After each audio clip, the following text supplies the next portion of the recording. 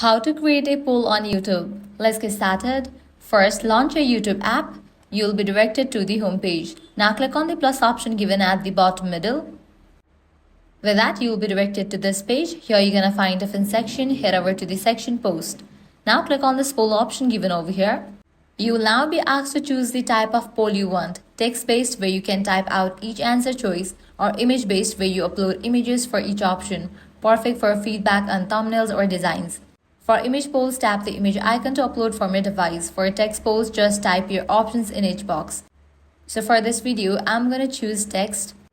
Type in your question and give options. Want to give your audience more option? Tap add another option. You can include up to 4 choices in a single poll. And once we're done, click on the post option given at the top right. And that's it. This is how you can easily create poll on YouTube. If this guide helped you out, do not forget to like, share and subscribe. Thanks for watching.